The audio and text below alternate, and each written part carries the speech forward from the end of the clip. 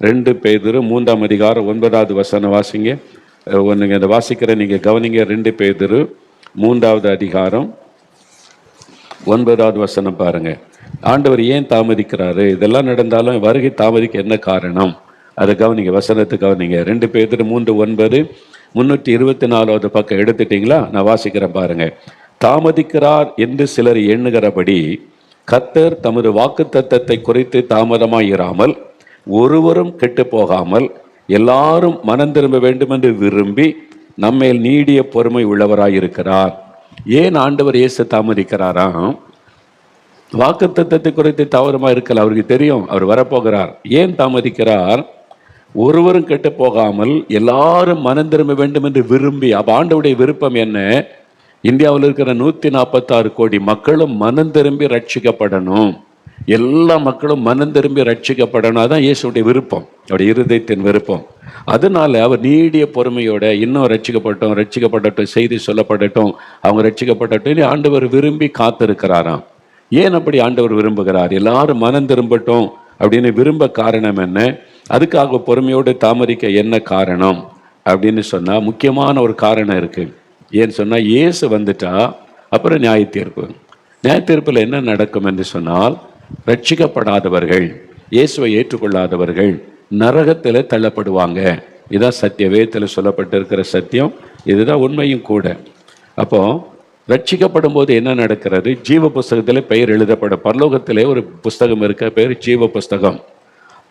அந்த புஸ்தகத்தில் இயேசுவை ஏற்றுக்கொண்டு ரட்சிக்கப்பட்டவங்க பெயர் தான் எழுதப்படும். சர்ச்சுக்கு காணிக்க கொடுத்து சர்ச்சில் பேர் சேர்த்துட்டா அந்த பெயர் பரலோகத்தில் எழுதப்படாது. மனம் திரும்பி ரட்சிக்கப்பட்டு இயேசுவின் ரத்தத்தினால் கழுவப்பட்ட அனுபவம் உள்ளவங்க பேர் மட்டும்தான் எழுதப்படும். கிறிஸ்தவ பெயர் விற்கிறவங்க அந்த பேரெல்லாம் பரலோகத்தில் எழுதப்படாது. சர்ச்சுக்கு வந்துட்டேன், காணி கொடுக்குற மாதம் தசமாக, அதை வச்சுலாம் எழுதப்பட மாட்டாது. பணத்தை வச்சுலாம் பரலோகத்துக்கு போக முடியாது, காணிக்க கொடுத்துலாம் பரலோகத்துக்கு போக முடியாது.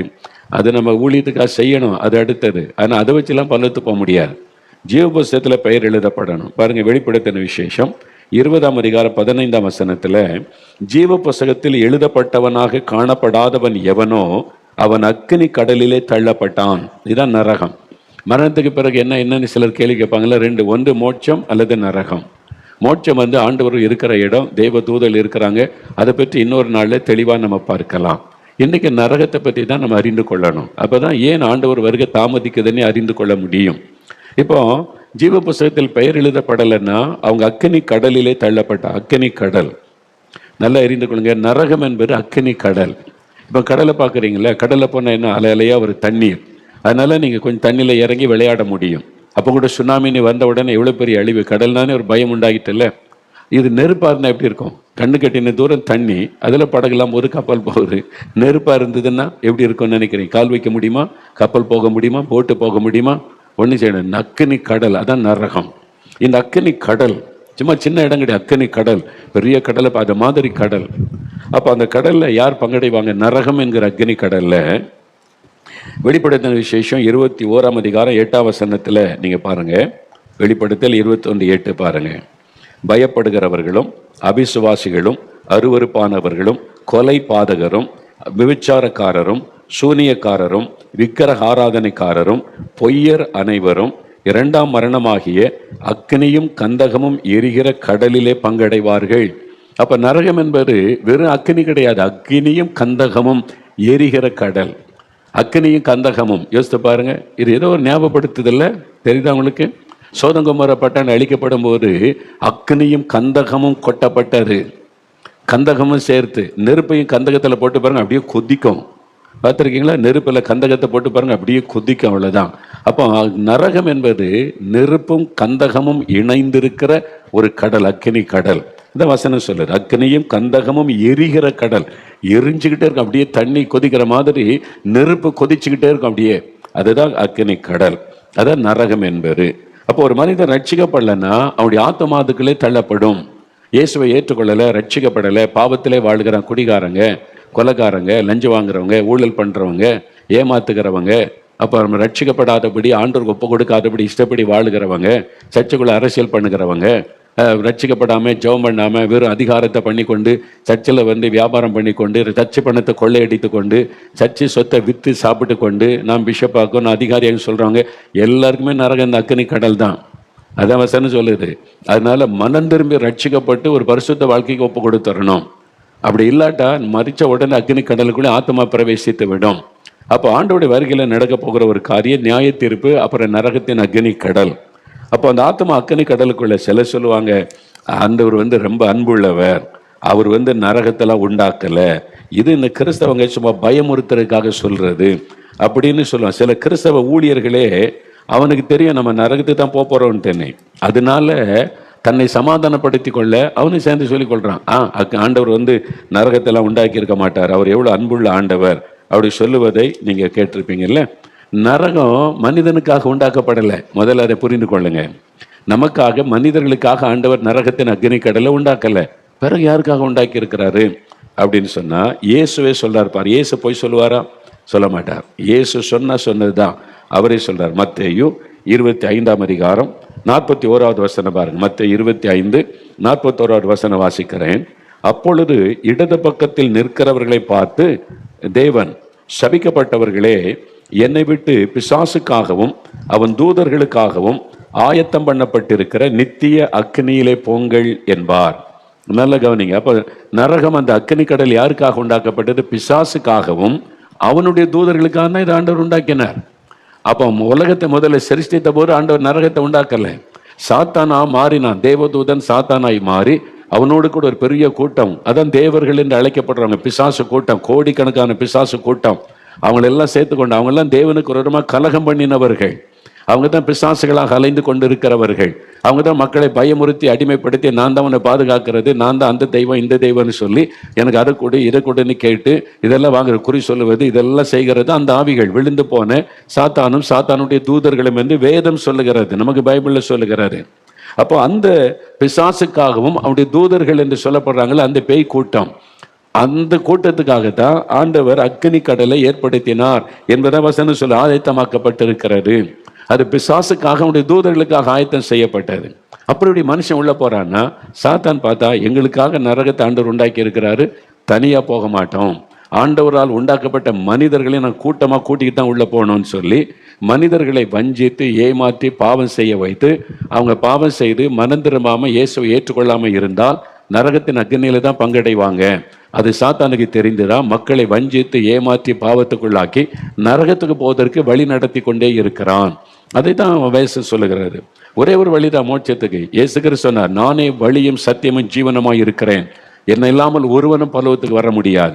இயேசுவை இல்லாம பரலோகத்துக்கு வர்றதுக்கு வழியே கிடையாது. நீங்க தான தர்மம் பண்ணி வர முடியாது, புண்ணிய ஸ்தலங்களுக்கு போய் வர முடியாது, ரொம்ப பக்தியா நடந்து வர முடியாது.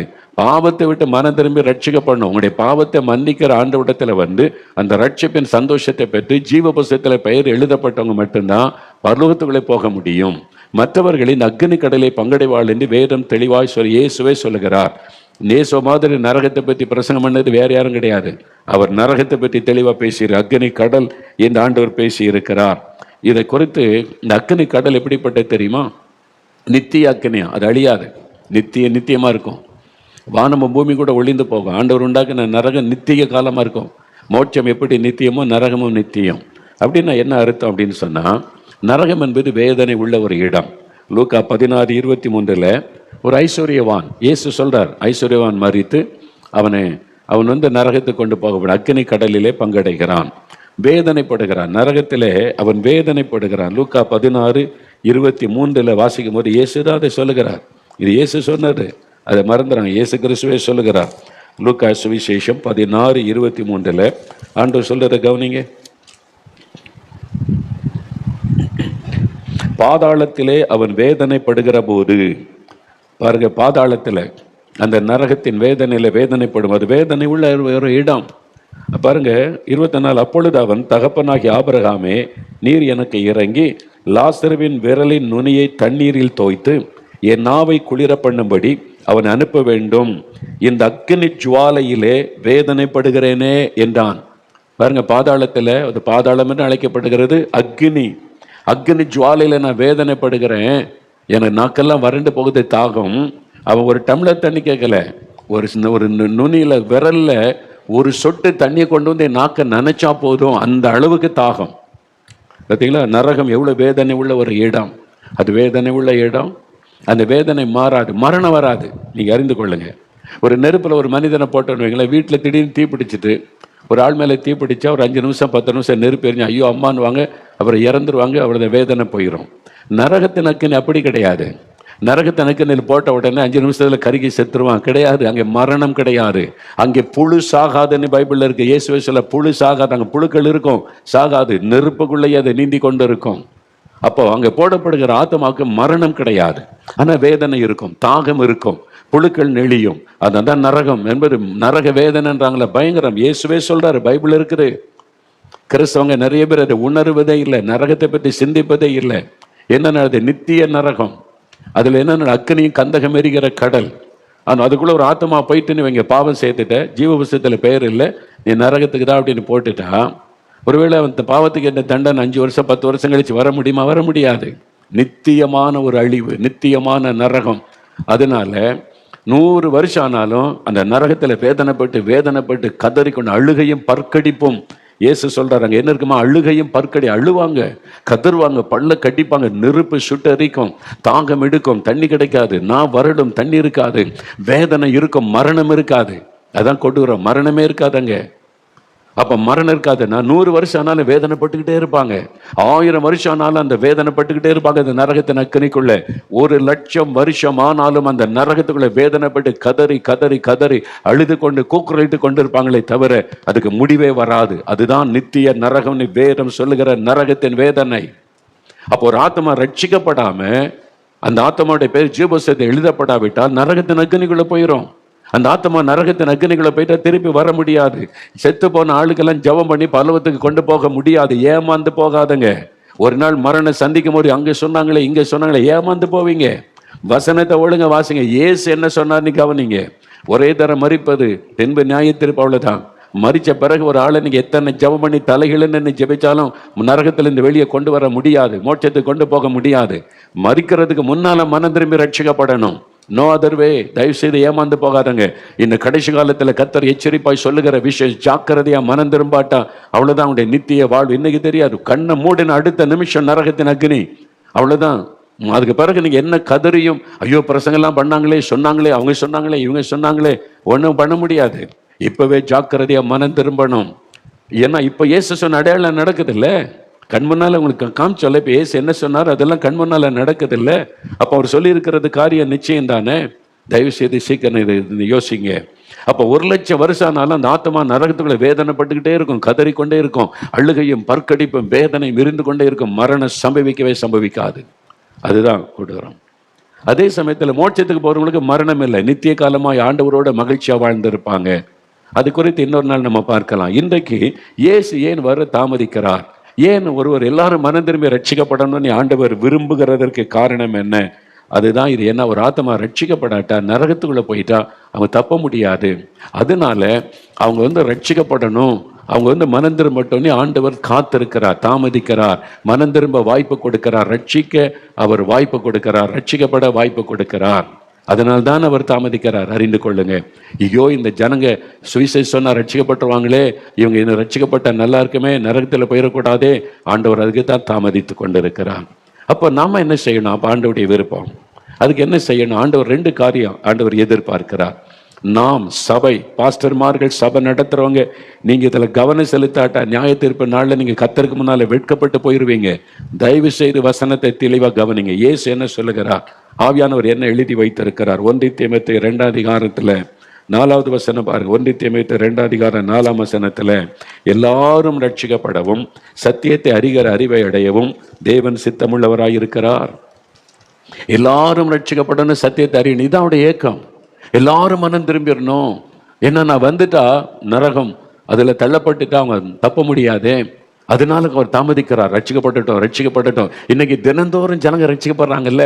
நாம் அனுப்பியிருக்கிற மிஷினரிகள் மூலமாக ஒவ்வொரு மாதமும் ஆயிரக்கணக்கான பேர் ரட்சிக்கப்படுறாங்க. சேலத்தில் கூட்டம் நடத்துறோம், ஈரோட கூட்டம் நடத்துறோம்.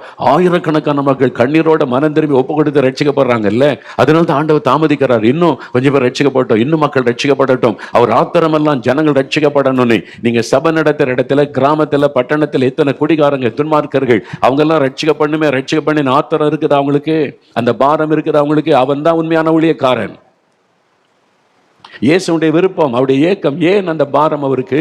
அவங்க அழிஞ்சுதான் நரகத்துக்குள்ள போயிருவாங்களே, அவங்க ரட்சிக்கப்படணுமே, எல்லாரும் மனம் திரும்பணுமே. 1 தீமோத்தேயு 2:4 எல்லாரும் ரட்சிக்கப்படவும் சத்தியத்தை அறிகிற அறிவை அடைவும் தேவன் சித்தமுள்ளவர். அதாவுடைய விருப்பம். அப்ப எல்லாரும் ரட்சிக்கப்படணும்னு கர்த்தர் விரும்புகிறார். யாருமே நரகத்துக்கு, ஒரு ஆத்மா நரகத்துல போவதை ஆண்டவர் விரும்பவில்லை. இப்போ உங்கள் தெருவில் இருக்கிறாங்க, உங்களை அன்பாக பார்க்குறாங்க, எவ்வளோ பக்தியாக இருக்கிறாங்க, தோத்தர சொல்கிறாங்க, பலகாரெல்லாம் வீட்டுக்கு கொடுத்து விட்றாங்க, அவங்க ரட்சிக்கப்படலை, எங்கே போவாங்க? உங்களுக்கு சம்மதமா? உங்கள் சர்ச் இருக்கிற தெருவில் இருக்கிறாங்க, உங்களை பார்த்து பாஸ்டர்னு கும்பிடுறாங்க, வணக்கம் செலுத்துகிற மரியாதை கொடுக்குறாங்க, உங்களை நேசிக்கிறாங்க, உங்களுக்கு ஒரு பலகாரம் கூட செஞ்சு கொடுக்குறாங்க, அவங்க இன்னும் இயேசு ஏற்றுக்கொள்ள ரட்சிக்கப்படலை. ஏன்னா நீங்கள் சொல்லலை அவங்களுக்கு இயேசுவை பற்றி. இப்போ அவங்க நரகத்துக்கு போகிறது உங்களுக்கு சம்மதமா? இப்போ இயேசு வந்துட்டு அவங்க நரகத்தில் தான் வேதனைப்படுவாங்க. அப்போ என்ன சொல்லுவாங்க? இந்த பாஸ்டர் எங்கள் பக்கத்தில் தான் சபை நடத்தினார், பக்கத்தில் தான் இருந்தார், அவர் மட்டும் ஜெபம் பண்ணி கொண்டு இருந்தார், பாட்டு பாடி கொண்டு இருந்தார், எங்களுக்கு இயேசு பற்றி சொல்லலையே, எங்களுக்கு சொல்லியிருந்தால் நாங்களும் ரட்சிக்கப்பட்டிருப்பேன். நரகத்துக்கு ஒரு காரணமே இந்த ஊழியக்காரன் தான் சொல்லுவாங்கல்ல. உங்களையும் என்னையும் குற்றப்படுத்துவாங்கல்ல. யோசிங்க, அவங்க அதானே சொல்லுவாங்க. அதனால தான் ஆண்டவர் சொல்லுகிறார். சென்னையில் ஒரு சகோதரர், நல்ல ஆவிக்குரிய சபைக்கு ரட்சிக்கப்பட்டவர், அபிஷேகம் பெற்றவர், அந்நிய பாஷை பேசுவார், நல்ல சபைக்கு போகிறவர். அவர் ஒரு ஆஃபீஸில், கவர்மெண்ட் ஆஃபீஸில் வேலை செய்கிறார். அங்கே ஒரு பிராமண சகோதரர் இருந்தார். 2 பேரும் ரொம்ப ஃப்ரெண்ட்ஸு. என்ன பக்கத்து சீட்டில் வேலை செய்கிறார், ரொம்ப காலமாக ஃப்ரெண்ட்ஸு. ஒன்றா உட்காந்து சாப்பிடுவாங்க, ஈவினிங் ஆனால் ஒன்றா போய் டீ குடிப்பாங்க, காஃபி குடிப்பாங்க. அவங்க வீட்டில் ஒரு விசேஷனா இவங்களை கூடுவார், இவங்க வீட்டில் விசேஷனா வருவார். ரொம்ப ஃப்ரெண்டு, பல வருஷமாக ஒன்றா வேலை செய்கிறாங்க. அவர் பிராமண சகோதரர். அவங்களாம் ரொம்ப பக்தியாக இருப்பாங்க, ஆச்சாரமாக இருப்பாங்க, ரொம்ப மாதிரி பாவத்துக்கெல்லாம் இடம் கொடுக்காம நல்லா வாழணும்னு நினைக்கிறவங்க அந்த மக்கள். அந்த மாதிரி ஒரு சகோதரர். ஒரு நாள் இந்த கிறிஸ்தவ நண்பர் ஒரு நாள் ஒரு தரிசனம் கண்டார். தரிசனம் என்னன்னு சொன்னால், இது அவரே சொன்னது ஒரு மீட்டிங்கில் சென்னையில், நான் கேட்டது நேரில். அவர் ஒரு தரிசனம் கண்டார். என்னன்னா, அந்த பிராமண சகோதரர் அவர் மரிச்சிட்டார், அப்படி ஆத்மா எடுத்துக்கொள்ளப்படுகிறாரு. அவர் போய் மோட்சத்தின் வாசலில் போய் நிற்கிறார். அது ஜீவ புஸ்தகத்தில் பெயர் இருக்கான்னு பார்த்து தான் உள்ள அனுப்பிக்கிட்டே இருக்கிறாங்க. தேவதூதர்கள் எல்லாத்தையும் ஒழுங்குபடுத்துகிறாங்க. இவர் போய் நிற்கிறார். அவர் தன் பேரை சொல்கிறார். அவன் தேடி பார்த்துட்டு, உங்கள் பேர் இங்கே இல்லை, நீங்கள் மோட்சத்துக்குள்ளே போக முடியாது, நீங்கள் அக்னி கடல் நரகத்துக்குள்ளே தான் போகணும் அப்படின்னு சொல்லி. இவர் சொல்கிறார், நான் கடவுள் நம்பிக்கை உள்ளவங்க, நான் ரொம்ப தெய்வ பக்தியோடு தினமும் தெய்வத்தை தொழுது கொண்டு வந்தேனே, கடவுள் நம்பிக்கை, நான் கடவுள் இல்லைன்னு சொல்கிறாள். இல்லை, கடவுள் நம்பிக்கை இருக்கிறதுனால மோட்சத்துக்குள்ளே போய்விட முடியாது. இல்லைங்க, நான் வேலையிலலாம் உண்மையாக இருந்தேன், கவர்மெண்ட்டில் வேலை செஞ்சேன், நான் லஞ்சமே வாங்கினது இல்லை, நான் நேர்மையாக நடந்தேனே. நேர்மையாக நடக்கிறதுனால ஒரு ஆள் பரலோகத்துக்கு போக முடியாது. இல்லைங்க, நான் பரிசுத்தமாக எவ்வளோ வாழ பிரயாசப்பட்டேன், பீடி சிகரெட் கூட பிடிச்சது இல்லைங்க, நான் ரொம்ப ஒழுக்கமாக நடந்தேன், ஒழுக்கமாக நடந்தவன், ஒழுக்கக்கேடானதெல்லாம் செய்யலை. நீங்கள் ஒழுக்கமாக இருந்ததுனால பரலோகத்துக்கு போயிட முடியாது தேவதூதன் சொல்கிறான். இவர் சொல்றதுக்கெல்லாம் அதனால பரலோகத்துக்கு போக முடியாது, அதனால மோட்சத்தில் போக முடியாது, உங்களுக்கு நரகம்தான் சொல்லுகிறான். இவர் ஒன்றா சொல்லி பார்க்குறாரு, கேட்கல.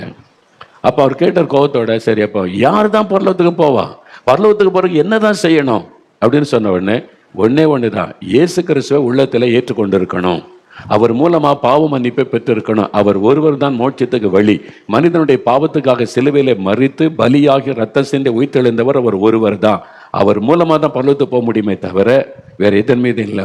என்ன நீங்க அனுபவத்தை சொல்லலாம், பக்தியா இருக்கலாம், சன்மார்க்கமா இருக்கலாம், நீங்க நீதியா இருக்கலாம், ஒழுக்கமா இருக்கலாம், அதெல்லாம் வச்சு பரலோகத்துக்கு போக முடியாது. இயேசுவை உள்ளத்துல ஏற்றுக்கொள்ளணும் ரட்சகராக, அதான் ஒரே வழி.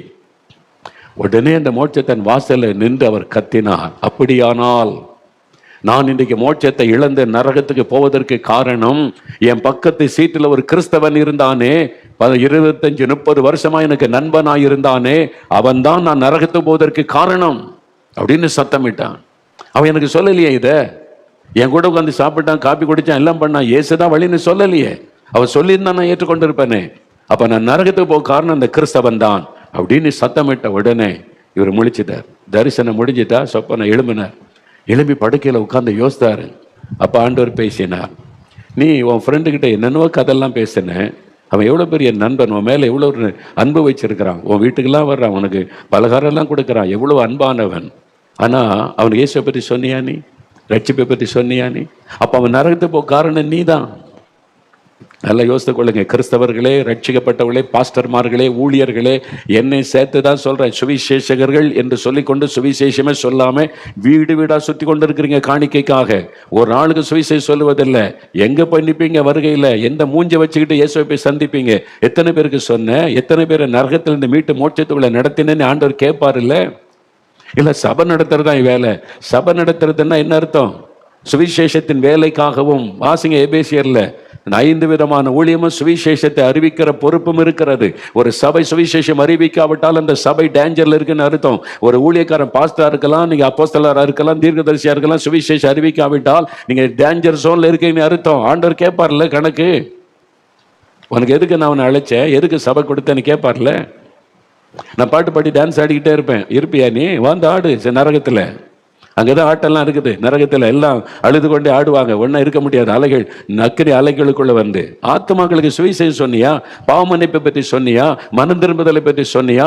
ரட்சிப்பை பற்றி சொன்னியா? இயேசுதான் வழி, இந்த பாவ மன்னிப்பை பெறணுன்ற செய்தியை நீ சொன்னியா? நீ கேட்பார்ல ஆண்டவர். இயேசு என்ன பிரசங்கம்? மனம் திரும்புங்கள், பரலோகராஜ்ய சமீபத்தில் அதான பிரசங்கம் பண்ணினார். சீசர்கள் அதான பிரசங்கம் பண்ணாங்க.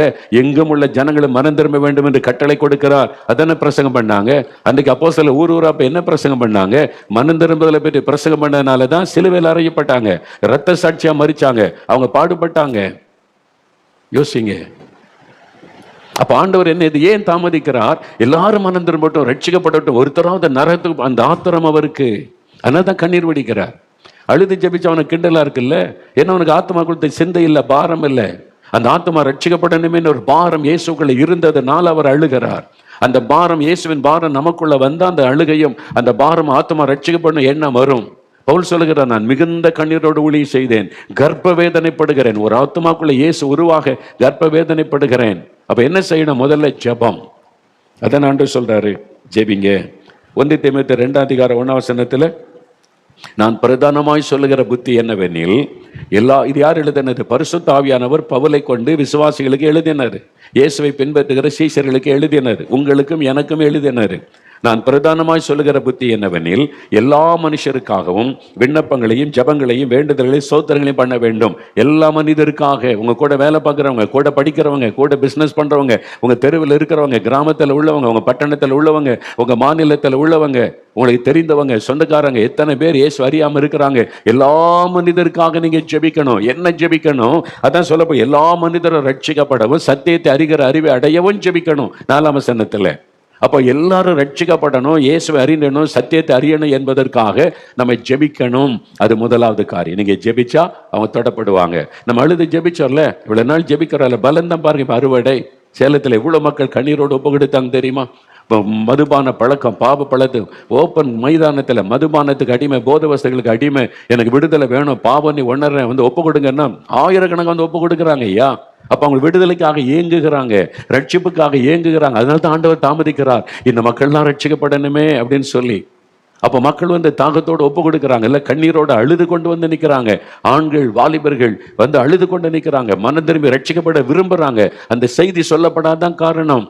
இப்ப அதனால தான் ஆண்டவர் சொன்னார், நீ போ, துரிதமா சொல்லு, எந்த முடியுமோ எல்லா மக்களுக்கு இந்த செய்தியை சொல்லுங்க என்பதாய். அப்ப முதல்ல நீங்க ஜெபிக்க வேண்டியது, எல்லாரும் ரட்சிக்கப்படணும், சத்தியத்தை அறிகிற அறிவை அடைய ஜெபிக்கணும். தினந்தோறும் ஜெபிங்க. அதுதான் வருகைக்கான ஆயத்தம். வருகைக்கு என்ன ஆயத்தம்? ஜபிக்கிறது. இயேசு சொன்னார்ல, லூக்கா 21 ஆண்டவர் என்ன சொன்னார் பாருங்க. லூக்கா 21:36 இந்த கடைசி கால ஆபத்தெல்லாம் வரும்னு சொன்னார்ல, பூமி எதிர்ச்சி, கொள்ள நோய் எல்லாம் வரும்னு சொன்னார். இந்தியாவில் பயங்கரமான பூமி எதிர்ச்சி, அதாவது 9 வரப்போகிறதாம். அந்த அளவுக்கு ஒரு பெரிய பாதிப்பு வரும். டிவியில் நம்ம ஊர் தமிழ் சேனலில் தான் பேசினாங்க, டிவி சேனலில். யாரும் ஒருத்தர் யூடியூப்பில் சும்மா உட்காந்து கற்பனையே பேசினதில்லை, தெளிவாக சொன்னாங்க. இந்த புவியியல் வல்லுநர்கள் சொல்லி இருக்கிறாங்க, வட பகுதியில் பெரிய ஒரு பூமி எதிர்ச்சி வரப்போகுது, இதுவரை கண்டிராத பூமி எதிர்ச்சி, 30 கோடி பேர் மரிப்பதற்கு வாய்ப்பு இருக்கிறதுன்னு வான் பண்ணி இருக்கிறாங்க இந்தியாவில். இதுதான் இயேசு சொன்னார், மகா பூமி எதிர்ச்சி உண்டாகும். அப்ப இதுக்கு தப்புன்னா என்னங்க வழி? அதான் லூக்கா 21:36 இனி சம்பவிக்க போகிற இந்த ஆபத்துகளுக்கு நீங்கள் தப்பணும். ஆனா நீங்க தப்பி இயேசுவின் வருகையில் அவரை சந்திக்க வேண்டுமானால் எப்பொழுதும் ஜெபம் பண்ணி விழித்திருங்கள். அதான் இயேசு சொன்னார், எப்பொழுதும் ஜெபம் பண்ணுங்க. அப்போ எப்பொழுதும் ஜெபிக்கணும்னா இவ்வளோ காரியத்துக்கு ஜெபிக்க வேண்டியது இருக்குதுல்ல, ஜெபிங்க, எப்பொழுதும் ஜெபிங்க என்று ஆண்டவர் சொல்லுங்க. அதனால ஜெபத்துக்கு முக்கியத்துவம் கொடுங்க, எல்லாருக்காக ஜெபிங்க, எல்லாரும் ரட்சிக்கப்படணும், சத்தியத்தை அறிவு அடையணும்னு ஜெபம் பண்ணுங்க. பிசாசு இதை அறிந்துதான் ஜெபத்தை தடுக்கிறதற்கு அதுக்கு ஊழியக்காரங்களை எழுப்பி இருக்கிறான். பைபிள் வச்சுக்கிட்டு ஜெபத்துக்கு விரோதமாக பேசுகிற ஆட்கள் எல்லாம் பிசாசு எழுப்பிட்டான். ஏன்னா பிசாசுக்கு ஊழியம் செய்கிற ஊழியர்கள் கடைசி காலத்தில் எழும்புவாங்கல்ல, இப்பவே எழுப்பிட்டாங்க. அது மாதிரி செய்து கொண்டிருக்கிறான். நீங்க நாம் வஞ்சிக்கப்படாதபடி எச்சரிக்கை இருக்கணும். ரெண்டாவது, மார்க் 16:15 இயேசு சொன்னார், உலகமெங்கும் போய் சர்வ சிருஷ்டிக்கும் சுவிசேஷத்தை அறிவிங்க.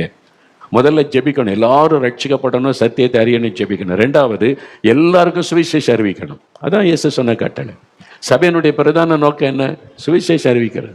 சுவிசேஷம் எந்த ஊழியக்காரனாக இருந்தாலும் சுவிசேஷம் அறிவிக்கணும். இயேசுவை நற்செய்தியை சொல்லணும்ல, அப்படியே செய்தியை மற்றவங்களுக்கு அறிவிக்கணும்ல.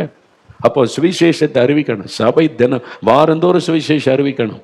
நீ சுவிசேஷகனா இருந்தால் தினந்தோறும் கிராமத்தில் போய் 4 பேருக்கு ஒரு கைப்பிரதி கொடுத்தா சுவிசேஷத்தை என்னென்ன வாய்ப்பு கிடைக்குது சுவிசேஷத்தை சொல்லணும். பாவத்தை குறித்து பேசணும், மனம் திரும்புதல் குறித்து சொல்லணும், ரட்சிப்பை குறித்து சொல்லணும், பரலோக பாக்கியத்தை குறித்து சொல்லணும், இயேசு ஒருத்தர் தான் வழி என்பதை சொல்லணும். அதான் சுவிசேஷம். அப்போ அதுக்கு தான் இன்றைக்கு ஆண்டவர் நம்மை துரிதப்படுத்துகிறார். அதனால தான் இப்போ இந்த வருஷத்தில் 50 கோடி பேருக்கு இந்தியாவில் சுவிசேஷம் சொல்லணும் ஆண்டவர் சொல்லி கடந்த 3 வருஷத்தில் 1 கோடிக்கும் அதாவது 10 கோடிக்கும் அதிகமான பேருக்கு நாங்கள் சுவிசேஷம் அறிவித்திருக்கிறோம். இன்னும் 30-40 கோடி பேருக்கு அறிவிக்கணும். இப்போ அதைத்தான் தீவிரமாக ஜெபம் திட்டமிட்டு செயல்படுத்தி கொண்டு இருக்கிறோம். இயேசுடைய பிரதான கட்டளை நிறைவேற்றணும். அதில் ஒவ்வொரு கிறிஸ்தவர்களுக்கும் பங்கு இருக்கிறது, ஒவ்வொரு ஊழியருக்கும் பங்கு இருக்கிறது. யாரும் எனக்கு தரிசனம் எல்லாம் சொல்ல முடியாது. கர்த்தருடைய வார்த்தை இருக்குது இல்லை, கர்த்தருடைய வார்த்தை இருக்குது. நீ ஜெபிக்கணும், சுவிசேஷம் அறிவிக்கணும் என்பது. அதனால இதுதான் பிரதானம், அதுக்கு தான் ஊழியக்காரன், அதுக்கு தான் நம்ம ரட்சிக்கப்பட்டு இருக்கிறோம். அதனால தீவிரமா அறிவிக்கணும். அப்ப இயேசுடைய வருகை தாமதிக்க என்ன காரணம்? ஜனங்க நரகத்தில் அழிஞ்சிடக்கூடாது, அந்த நித்திய நரகத்தில் போயிடக்கூடாது, நம்ம மனம் திரும்பி ரட்சிக்கப்படணும். அதுக்கு பொறுப்பு நம்ம கிட்ட தான் இருக்குது. ஆண்டவர் அந்த காரியத்தை நம்மகிட்ட தான் தந்திருக்கிறார்.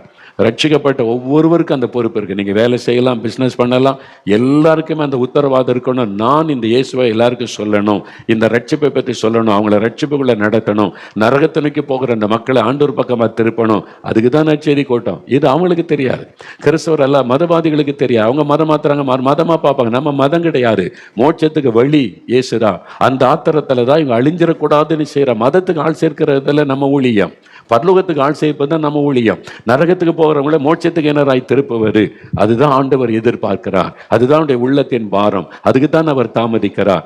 அப்போ நாம் செய்ய வேண்டிய காரியம், எல்லா ரட்சிக்கப்பட்ட தேவ பிள்ளைகளும் அதனால தான் தினமும் ஜெபம் பண்ணுங்க, எல்லாரும் ரட்சிக்கப்பட்ட ஜெபம் பண்ணுங்க. வாரத்தில் ஒரு நாளாவது போய் கைப்பறுதி கொடுத்தாவது இயேசு உங்களை நேசிக்கிறான்னு சொல்லுங்க. அவங்க விளக்கமா கேட்டா மனம் திரும்புதல், ரட்சிப்பு, பரலோகத்துக்கு போகிறதை பற்றி பேசுங்க. மரணத்துக்கு பிறகு என்ன நடக்குன்னு கைப்பறுத்திலாம் இருக்குது, நம்ம அச்சடித்து வைத்திருக்கிற போய் கொடுங்க. எப்படியாவது இயேசுவங்க அறிந்து கொள்ளணும். அந்த ஆத்திரத்துல தான் ஊழியம் செய்கிறோம், அந்த ஒரு பாரத்துல தான் எப்படியாவது ஜனங்க ரட்சிக்கப்படணும். நீங்க டிவியில பாக்குறீங்களா, ஒவ்வொரு நிகழ்ச்சியில எவ்வளவு பேர் பாவத்துல இருந்து மனம் திரும்புறான், மதுபானத்தில் இருந்து, போதை வஸ்துகள் இருந்து கண்ணீரோடு மனம் திரும்பி ரட்சிக்கப்பட்டன்னு சாட்சி சொல்றாங்கல்ல, பாக்குறீங்கல்ல நீங்க. அதுக்கு தான் இந்த ஊழியம். ஆத்மா ரட்சிக்கப்படணுமே, அவங்க பரலோகத்தின் பாக்கியத்தை பெறணுமே, நரகத்தின் அக்கினிக்குள்ளே போய்விடக் கூடாதே என்பதற்கு தான் ஊழியம். அதுக்கு தான் இதை செய்து கொண்டு இருக்கிறோம். அதனால அது ஒவ்வொருவர் மேல விழுந்த கடமை.